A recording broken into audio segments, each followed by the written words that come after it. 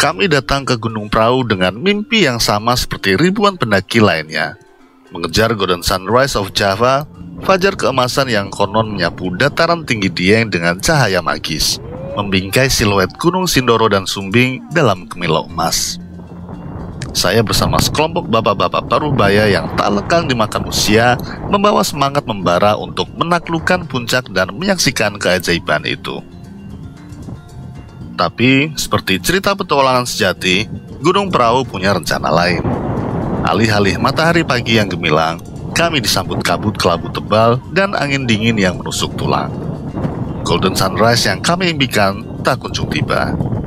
Namun, justru di balik selimut kabut itu, kami menemukan makna yang jauh lebih dalam.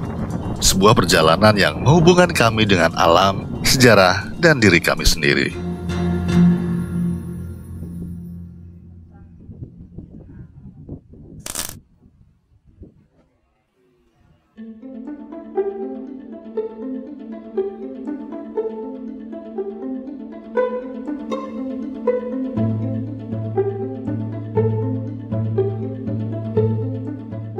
Gunung Prau dengan ketinggian 2.590 meter di atas permukaan laut adalah destinasi yang ramah namun penuh pesona, menawarkan 7 jalur pendakian resmi yang masing-masing punya karakter unik.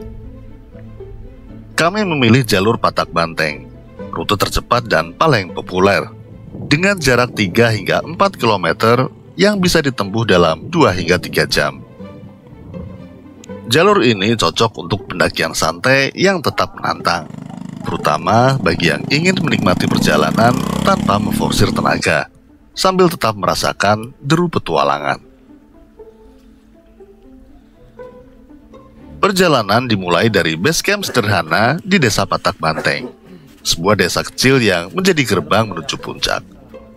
Di sini, penduduk lokal menyediakan rumahnya sebagai tempat transit, beristirahat, juga menyediakan kopi panas dan hidangan pengisi perut. Sementara para pendaki bersiap-siap memeriksa perbekalan.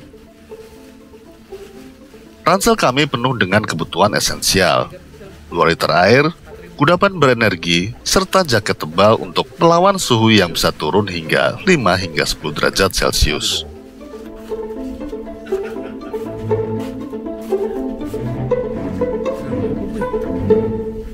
Mantap.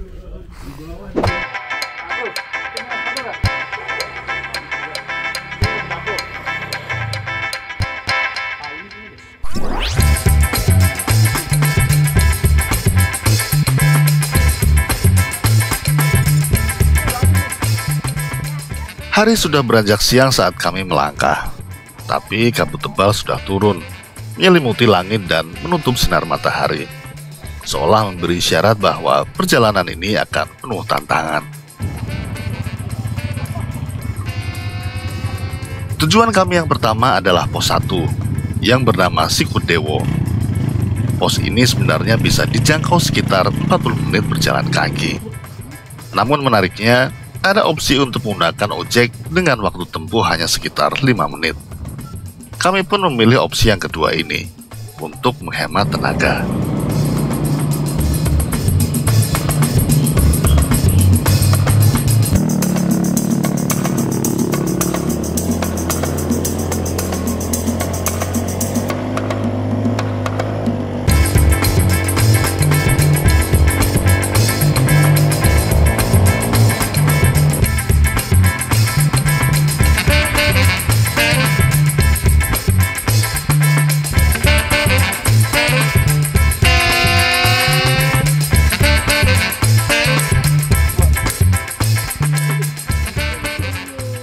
Dari pos 1, sebuah tangga terjal langsung menyambut.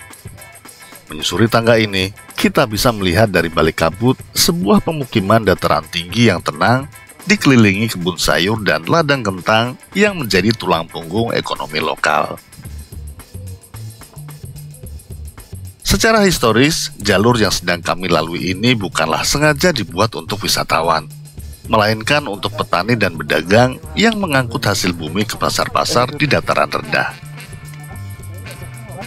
Daerah pertanian yang terletak di ketinggian lebih dari 2000 meter di atas permukaan laut ini menggambarkan ritme kehidupan masyarakat Dieng yang telah mengolah tanah vulkanik yang subur ini selama berabad-abad. Di sini, kentang Dieng bukan sekedar komoditas, tapi telah menjadi bagian dari identitas lokal. Kentang atau yang dijuluki emas coklat pertama kali diperkenalkan oleh Belanda pada abad ke-18 dan mengubah wajah agrikultur Dieng hingga kini. Tanah vulkanik yang subur dengan hawa dingin dataran tinggi ini rupanya menjadi surga bagi umbi asal pegunungan Andes tersebut.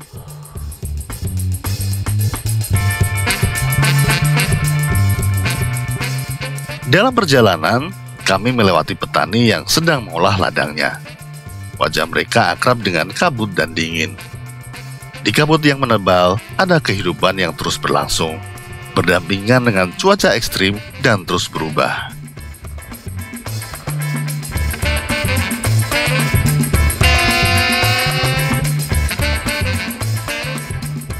Sebelum mencapai pos 2, kita masih dapat menemukan beberapa warung milik penduduk lokal yang ternyata berguna juga untuk mengatur ulang kesiapan mental, mengisi perut, atau bahkan bongkar muatan.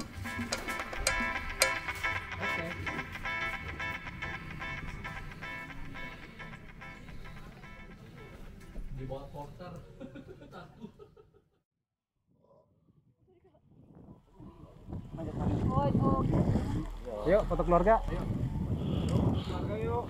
Foto warga, foto warga. Banget, Mas. Ya, bawa.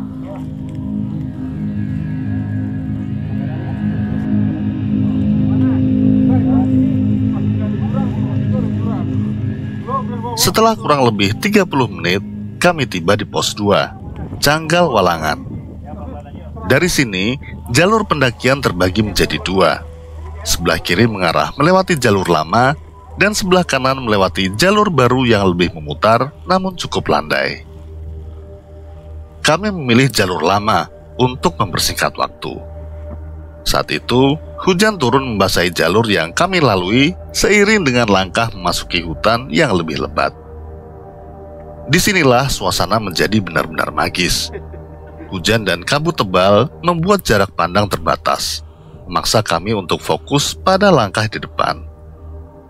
Kanopi pohon seolah menjadi atap raksasa, dan hembusan angin berbisik di sela-sela dedaunan membawa suara yang terasa seperti cerita dari masa lalu.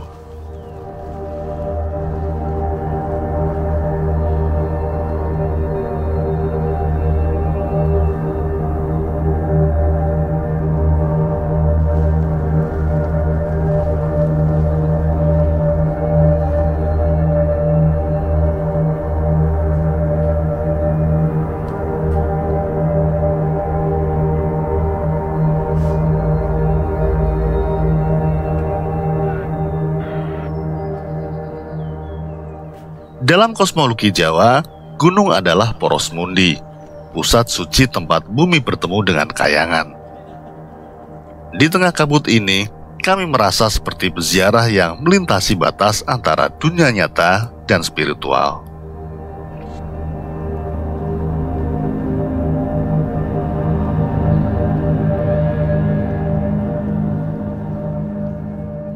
Di jalur ini, terdapat sebuah mata air kecil, satu-satunya sumber di rute ini, yang menjadi penyelamat bagi pendaki yang kehabisan persediaan air.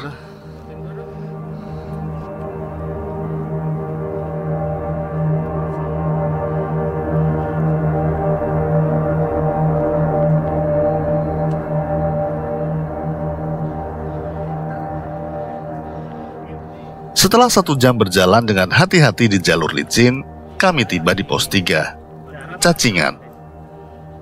Entah kenapa dinamakan demikian.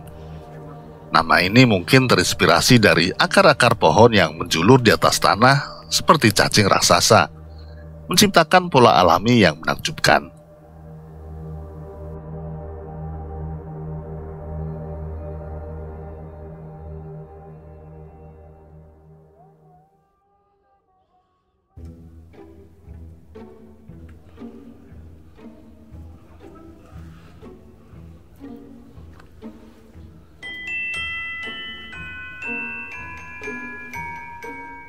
hutan di sini semakin lebat, dengan pohon-pohon bertajuk tinggi yang memperkuat aura mistis. Bagi orang-orang terdahulu, hutan seperti ini adalah ruang penyucian, tempat para pendeta dan peziarah melakukan ritual untuk mendekatkan diri pada Sang Pencipta. Nama Dieng yang berasal dari Dihiang dalam bahasa Sanskerta berarti tempat para dewa, mencerminkan kesakralan wilayah ini sejak zaman kerajaan Mataram kuno, yang membangun candi-candi seperti Candi Arjuna di abad ke-8, mengokohkan poros kosmik yang menyatukan bumi dan langit.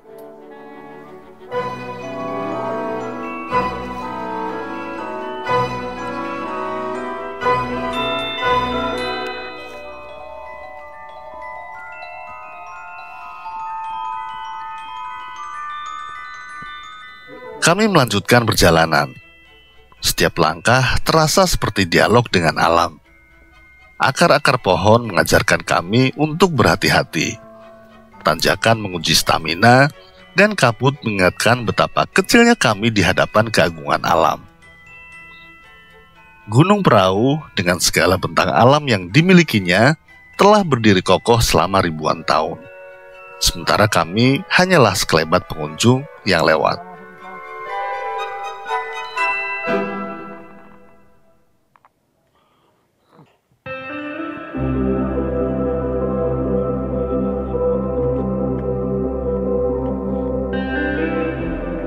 Kami masih sempat melewati tangga batu terjal yang sempit sebelum akhirnya tiba di pos berikutnya yang dinamakan Pelawangan, atau yang disebut zona sinyal.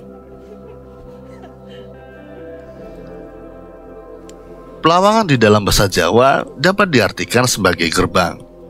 Dalam hal ini, gerbang terakhir sebelum kami keluar dari batas vegetasi hutan menuju area yang lebih terbuka di sekitar puncak. Namun bagi kami, ini adalah gerbang menuju lautan kabut putih yang misterius.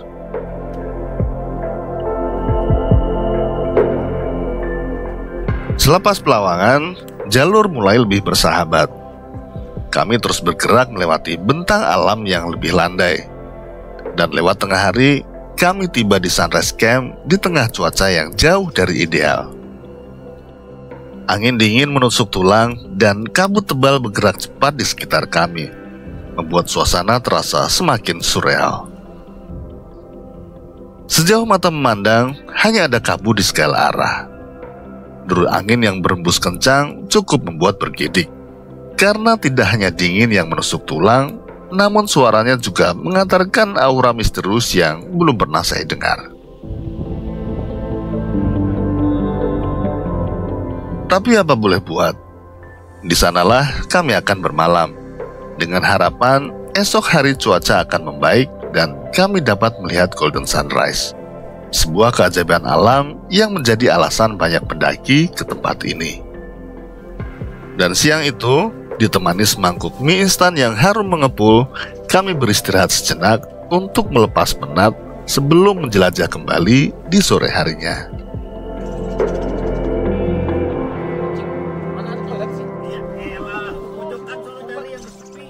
Di belakang ini, belakang.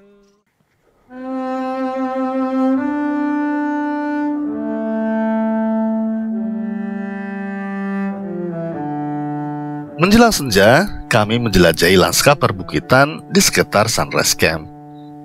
Padang savana terhampar luas, dihiasi bunga daisy liar. Bunga-bunga berkelopak putih dengan inti kuning itu tetap mekar meski kabut dan angin dingin menerpa, menjadi ikon Gunung Perahu sekaligus simbol ketangguhan alam yang menginspirasi.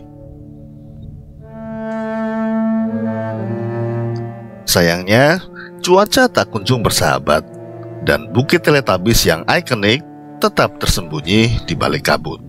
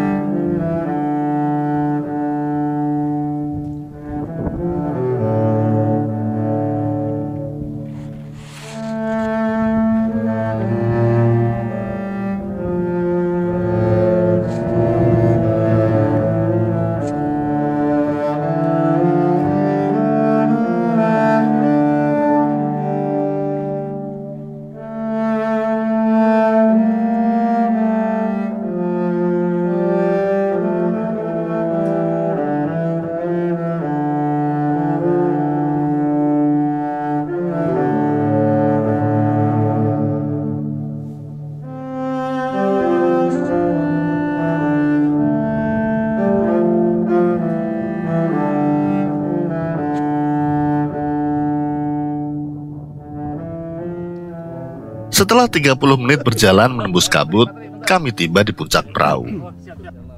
Sayang sekali, tidak banyak yang bisa kami lihat. Harapan untuk melihat Gunung Sindoro Sumbing dan Merbabu Merapi sirna tertutup kabut tebal. Kami pun kembali ke camp karena hari sudah mulai gelap. Tapi, kembali ke tenda saat hari mulai gelap adalah tantangan tersendiri. Menembus kabut di malam hari terasa seperti menyelam ke dunia lain, dengan hanya cahaya senter kepala sebagai panduan.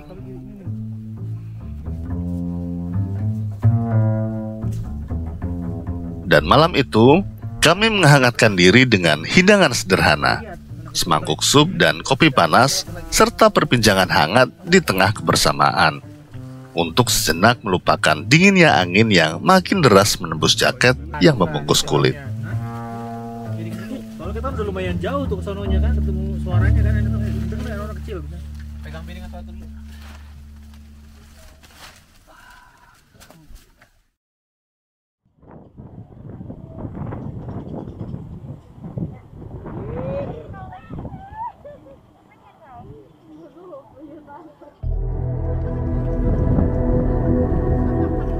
Esok harinya, tiba-tiba suasana mendadak berubah. Sunrise Camp yang awalnya sepi, berubah ramai bagaikan pasar.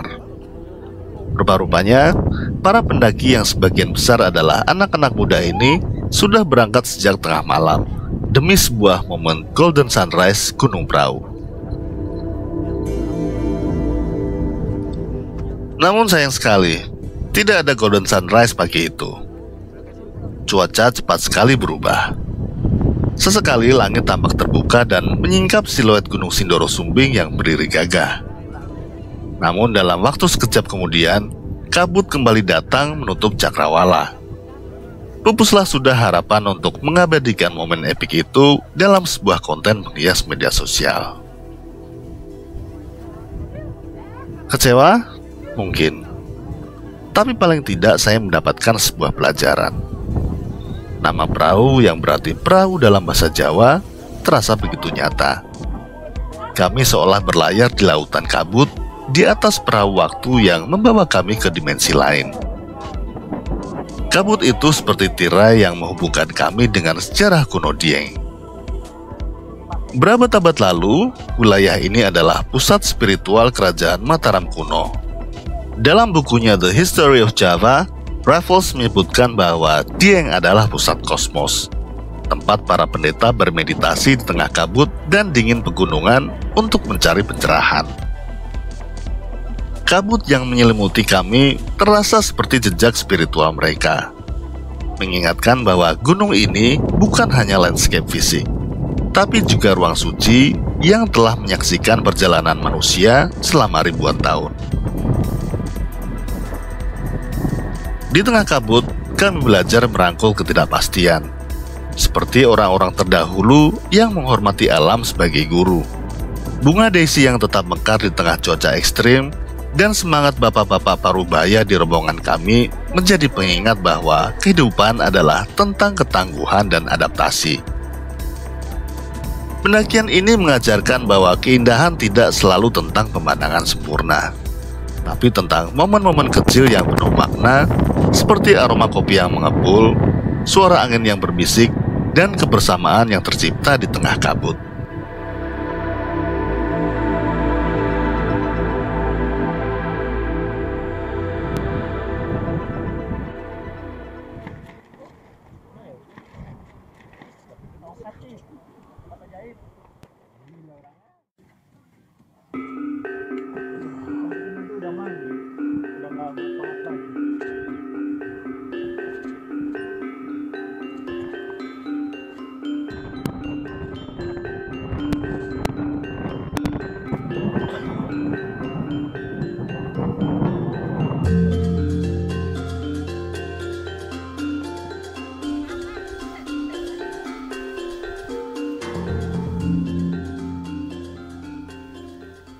Dalam perjalanan turun, saya merenungkan betapa pendakian ini lebih dari sekedar perjalanan fisik semata.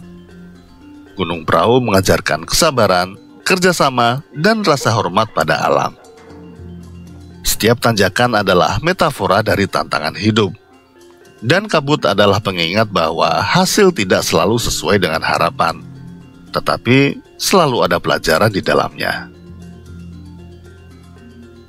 Di era modern yang serba cepat, mendaki perahu adalah cara untuk mengunduh ulang jiwa, menghubungkan kembali kita dengan ritme alam dan sejarah yang jauh lebih tua dari teknologi. Dieng, dengan pusat peradaban kuno dan tanah vulkaniknya yang subur, mengajarkan bahwa sejarah tak hanya terukir di batu, tapi juga di langkah yang kita tapaki, di kabut yang kita tembus, dan di cerita yang kita bawa pulang. Saat kembali ke base camp, tubuh terasa lelah, tetapi hati penuh.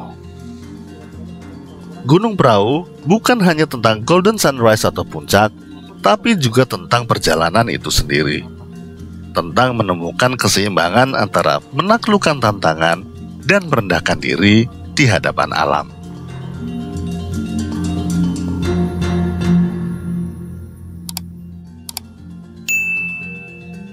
Assalamualaikum warahmatullahi wabarakatuh. Waalaikumsalam warahmatullahi wabarakatuh. Alhamdulillahirabbil alamin. Allahumma shalli ala sayyidina Muhammad.